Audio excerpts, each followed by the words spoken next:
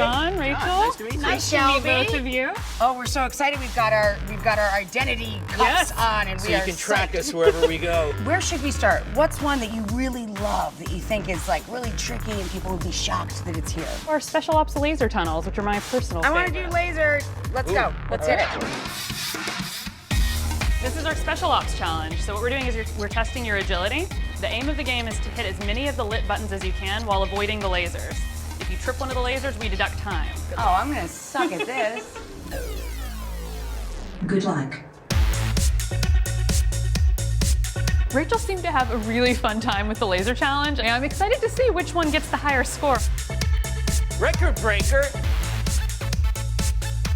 Ah. Yes! You did it! Did I beat him? Yeah. How'd I do? I beat you! No!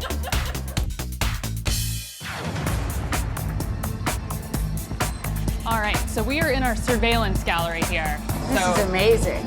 We tell a couple of different stories in here about government surveillance, corporate surveillance. The upper level is our spy challenge. So what you're gonna do is get on a headset and we're gonna ask you to observe things that are happening in the feeds above. So That's dizzying. it's gonna be it's gonna be a challenge. Good luck, John. They're gonna look at different CCTV feeds and see how quickly they can spot different things happening in the feed. Camera 17. Can you spot a trampoline? In which camera? Camera 19. Find the dark red parked car. 33.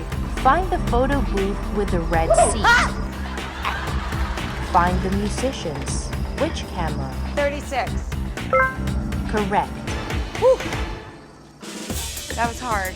I did make it to level 3, and we would have gotten them all right had you not scared me, and I could have found I know, but I wanted to the red test. seat in a photo booth. I want to test out, like, you know, your concentration as a spy. Oh, you just wanted to beat me at the other half of our challenge, but you did a good job.